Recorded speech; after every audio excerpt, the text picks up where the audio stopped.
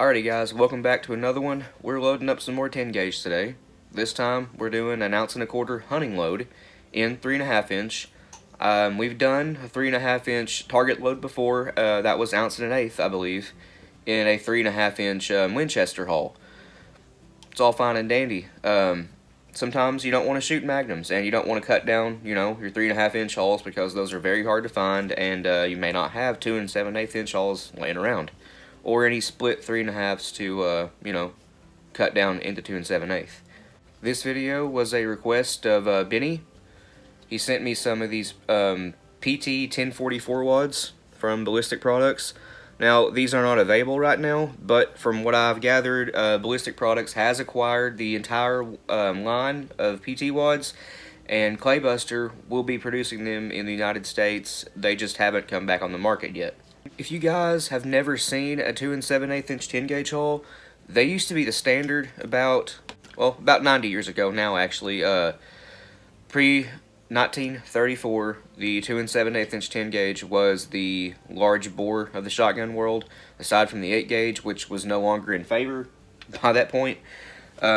This is what a 2 7/8 inch 10 gauge haul looks like. Pretty fat, because it's 10 gauge. Looks almost like a 3 12. I just trimmed that down from a 3.5 inch haul. That one was a little bit rough with Gary Caskey's 10 gauge wad trimmer kit. Now, I'll be making a video on this soon.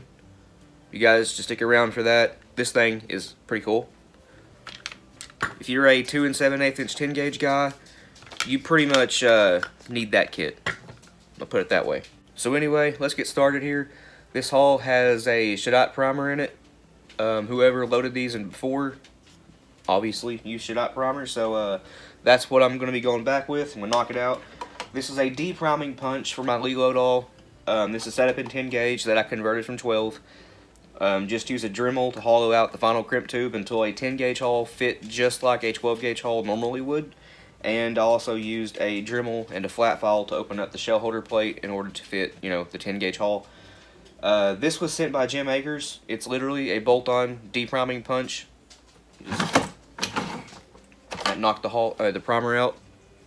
Negates the use of the need for a hammer and punch. Going back with the Shadot primer. Oh, Andre. My dog.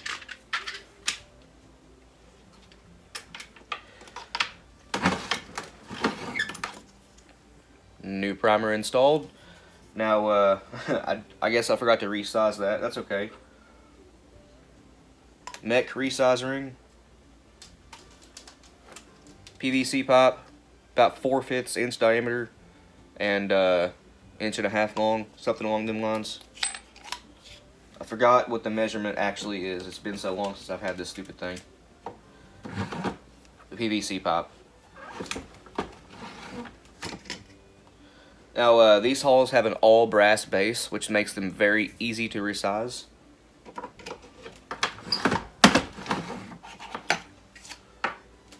The brass is super tall though, so the ring don't come all the way off. That's okay. You can just work your thumb around it and push up. Oops. And it will pop off, no problem. Now, there are several powders you could use for this load.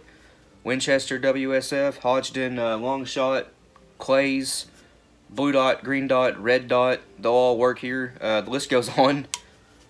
HS6, see, told you it goes on.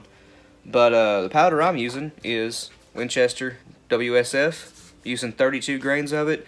That's going to get you about 1225 FPS. It is a 12 gauge load that I have bumped up by 2 grains, so the pressure should be a little bit less than the 12 gauge version of this load right here, which is 30 grains. But the velocity will go down quite a bit. It's rated at 1330 FPS, but this should be about 1225, 1250. If you want to use the long shot, 34 grains of it will get you about 1350 FPS. If you want to use Clays, 23 grains of it will get you 1200 FPS. So that one's a pretty mild load. If you want to use HS6, 35 grains of it will get you about 1285 FPS. And if you want to use the green dot, 29 grains of it will get you 1265 FPS. Anyway, there's a lot of options there, but again, I'm just using 32 grains of WSF. Here's the hull that we already deprimed and resized.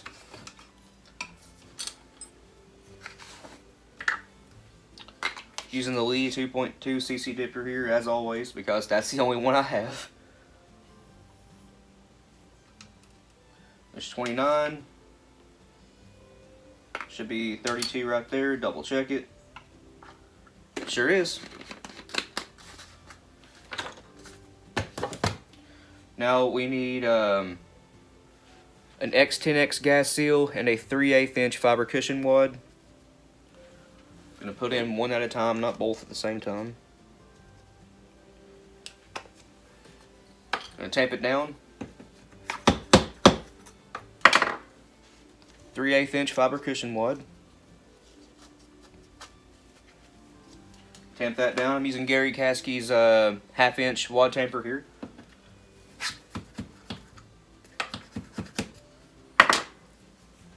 Looks just like that.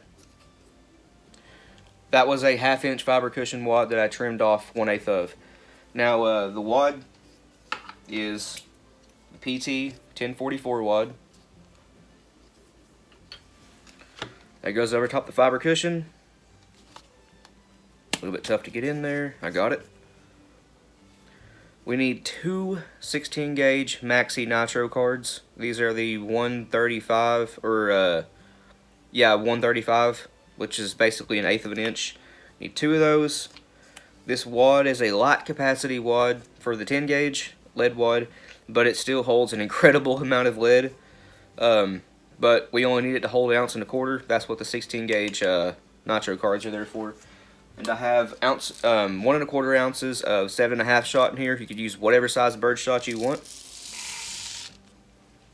Some number 6 shot and some buffer would make a nice turkey load here. 1 1/4 ounces.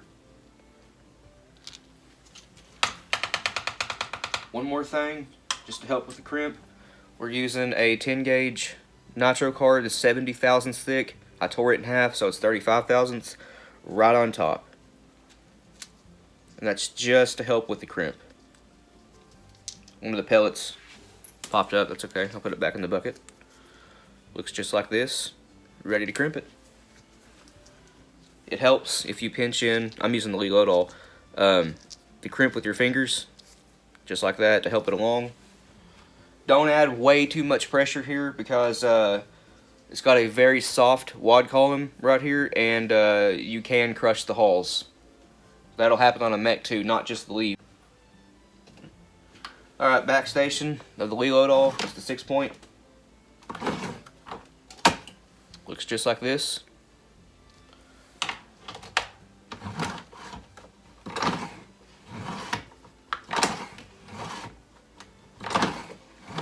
Be careful not to crush this.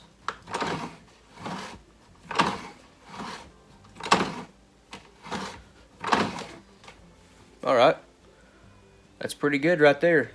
But we do want it a little bit deeper set than that. Not that that's bad or anything, but it's actually pretty good. But I can see right here the hull is just ever so slightly starting to, right there, I think you guys can see it, to crush.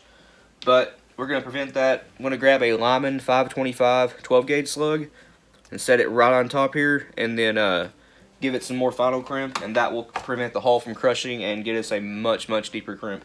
If this had a full length like TPS wad or precision wad, BPD10, you don't have to worry about ever crushing the hulls. But again, soft wad column in there, it'll happen with anything.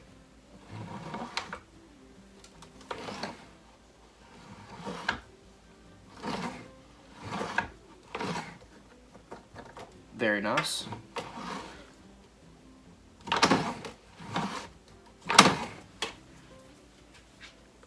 That looks about like a factory. Very deep set, no hole in the center. Looks great. And look, we did not crush the hull. Very deep set on it. Right here is where it started to flex a little bit at the bottom, again because of the soft wad column. If you have a TPS or full length wad, that will never happen.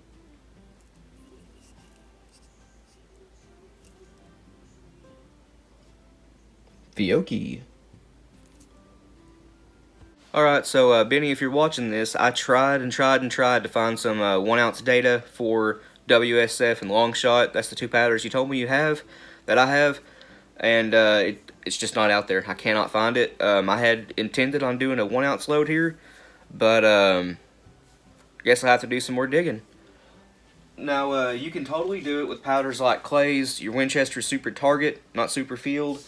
I'd imagine Green Dot would do it, but again, I'd have to find data for it. Faster burning powders like Tight Group would totally do it, but dig around, let me know what you have, and I'll figure out something. If you guys can't find any Remington SP10 wads right now, be on the lookout for these PT1044s. They're the identical, same height. They have the same crush section height. See it right there? Same of that. And the capacity is the same. I'm trying to show you here. There you go. Capacity is the same. So, for all intents and purposes, it looks like you can use these two wads completely interchangeably. Pressures might vary slightly, like, you know, they always do. But if you keep your loads mild, like under 10,500 PSI, you should be good to go with either wad. From what I can tell, Ballistic Products intends to bring these back on the market soon. And about the SP10, I emailed Remington back in June or July of 2022, this year, and they told me that they aren't planning on shipping the SP10 wads or any Remington 10 gauge hauls this month, is what they said. And that was back in June or July. So, can we expect more SP10 wads on the market soon? Maybe. But who's to say? It looks like Remington's focus right now is just on some firearms and ammo. There's not a lot of reloading components they're putting out right now, although they have put out the SP16s and some SP12s and figure 8s that I have seen. But no SP10s as of yet. Well guys, I want to thank you for watching. Please like and subscribe. We greatly appreciate that. We're pretty much at 1,000 subs now. Last I checked, it was a few hours ago, and we were at 994. So please subscribe, get us up to that 1,000. That'd be awesome. We have pretty much reached 1,000 subs in about a year. I started posting on this channel about a year ago now, seriously, and you know, had Josh join me. We didn't expect to have 1,000 subs so soon, but here we are. That's awesome. All thanks to you guys. We'd be nowhere without you. But yeah, anyway, please like and subscribe. If you got any questions or comments, leave it in the comments section down below, and we'll get back to you. If you want to, check out our Patreon. I'll leave a link to it in the description. It's as low as $1 a month. And like everybody always says, every penny helps. Every dime, penny, whatever that we get, we'll go right back into all this stuff right here, right back into the channel. But anyway, we'll see you guys in the next one.